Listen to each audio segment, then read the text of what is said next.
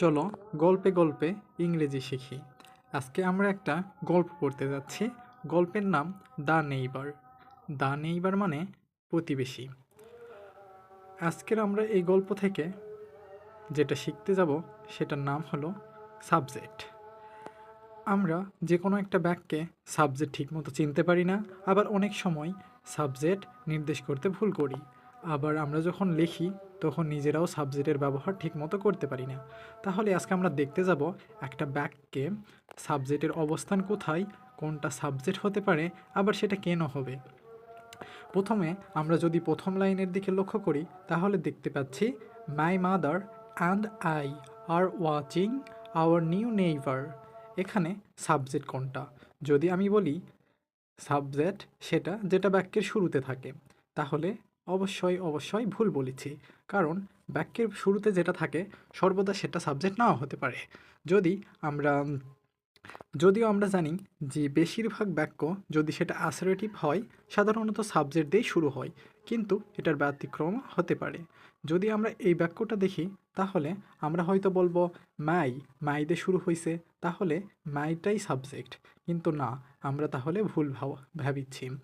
My mother and I, এখানে এই বাক্যে দুটা সাবজেক্ট আছে।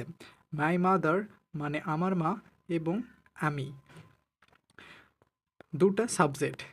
সে কারণে এখানে যদি আমরা সাহায্যকারী ভার্ব দেখি আর, এটা অবশ্যই বহুবচন। তো বহুবচন কখন হয়?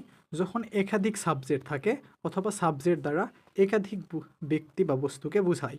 মাই মাদার আমার মা একজন, অ্যান্ড আই এবং আমি একজন, তাহলে দুইজন। যদি আমি একাই হতাম, যদি আই থাকতো শুধু, তাহলে আমি লিখতাম আই আম। যদি শুধু আমার মা থাকতো মাই মাদার, তাহলে হতো is. My mother and I, এখানে দুটা সাবজেক্ট। আমরা সাবজেক্ট চিনব কেমন কে কোনো এক বাক্যে? আমরা যদি কোনো বাক্যকে বা কারা দ্বারা প্রশ্ন করি, যেমন হু দ্বারা যদি প্রশ্ন করি কাজটি কে করিচ্ছে বা কারা করিচ্ছে, তাহলে আমরা যে উত্তরটা পাবো সেই উত্তরটা হবে subject.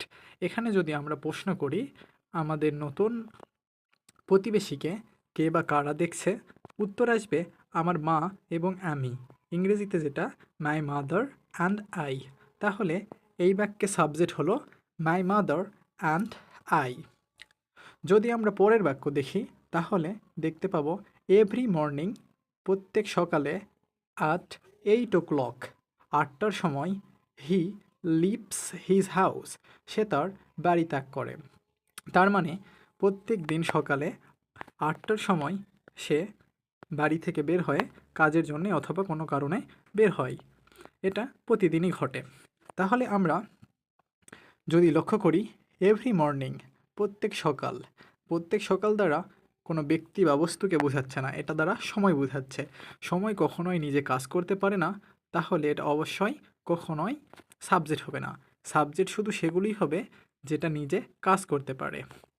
Every morning at 8 o'clock, 8টার সময়, এটাও একটা সময়। তারপরে আমরা যদি লক্ষ্য করি হি লিভস হিজ হাউস, সে তার বাড়ি ত্যাগ করে।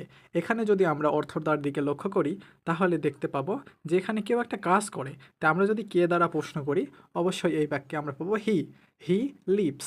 সাবজেক্ট চেনার আরও একটা উপায় হলো মূল ভার্ব বা মেন ভার্বের সামনে যেই অংশটা থাকে সাধারণত সেটা সাবজেক্ট হয়ে থাকে।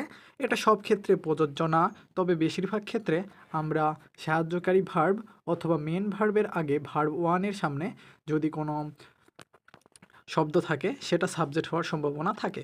তো এখানে হি হলো সাবজেক্ট, হি লিভস সে ত্যাগ করে, হিজ হাউস তার বাড়ি। তাহলে এই বাক্যে যদি আমরা প্রশ্ন করি যে কে বাড়ি ত্যাগ করে, তাহলে পাবো হি, তার মানে অবশ্যই হি হলো সাবজেক্ট। যদি পরের বাক্য দেখি উই অ্যাপোস্ট্রফি আর ই, এটার উচ্চারণ হলো উই আর, এটা পূর্ণ উচ্চারণ। আমরা যদি সংক্ষেপে করি উই আর, তাহলে were watching him from the kitchen window. তার মানে এটা একটা প্রেজেন্ট কন্টিনিউয়াস টেন্স, এটা কাজটা চলমান। তা আমরা তাকে দেখছি কোথা থেকে? From the kitchen window. Kitchen মানে রান্নাঘর, উইন্ডো মানে জানালা। কিচেনের উইন্ডো হতে, তার মানে রান্নাঘরের জানালা দিয়ে বা জানালা থেকে আমরা তাকে দেখছি।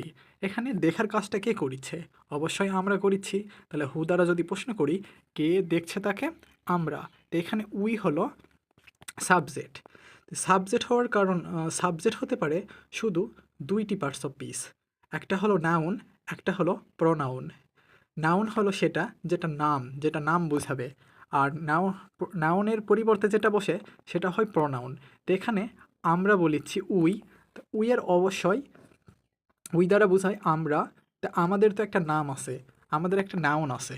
তা আমাদের নামের পরিবর্তে এখানে যখন বললাম আমরা, তার মানে এখানে আমরা নামের পরিবর্তে এটা ব্যবহার করছি, এটা প্রোনাউন। সাবজেক্ট আকারে শুধুমাত্র দুটো পার্টস অফ স্পিচ বসতে পারে সাবজেক্টের জায়গায়, সেটা হলো নাউন অথবা প্রোনাউন। অন্য কোনো কিছু যদি সাবজেক্টের জায়গায় বসে তাহলে সেটা অবশ্যই সাবজেক্ট হবে না। আর একটা জিনিস মনে রাখতে হবে যে কোনো বাক্য সাবজেক্ট ছাড়াও হতে পারে। কোনো বাক্যে সাবজেক্ট লুকায়িত থাকে, যেমন ইম্পারেটিভ বাক্যে। আবার কোনো বাক্যে সাবজেক্ট দিয়ে শুরু হয় না, যেমন প্রশ্নবোধক বাক্যে সচরাচর ডব্লিউএইচ ওয়ার্ড অথবা সাহায্যকারী ভার্ব দিয়ে শুরু হয়। সে কারণে আমরা কখনোই ধরে নিব না যে সর্বদা একটা বাক্য সাবজেক্ট দিয়ে শুরু হবে। তো আমরা যদি বাকি অংশটুকু গল্পের দেখি তাহলে দেখতে পাবো দ্য ম্যান ইজ ইয়াং। তো কে ইয়াং যদি আমরা প্রশ্ন করি তাহলে দ্য ম্যান। অনেক সময় আমরা ভুলবশত দাকে শুধু সাবজেক্ট বলি, যে দাটা হলো সাবজেক্ট, ম্যানটা হলো ভার্ব। আমরা যারা অর্থ ভালোকে বুঝি না অথবা ইংরেজি সম্পর্কে আমাদের গভীর জ্ঞান নেই, আমরা এইরকম ভুল অনেক সময় করে থাকি। দ্য ম্যান, দা এবং ম্যান পুরোটা মিলে হলো সাবজেক্ট, আর ইজ হলো ভার্ব। তো এই সাহায্যকারী ভার্ব, এখানে তো ইজটাই মেন ভার্ব হিসেবে ইউজ হয়েছে, কারণ এখানে অন্য কোনো ভার্ব নেই।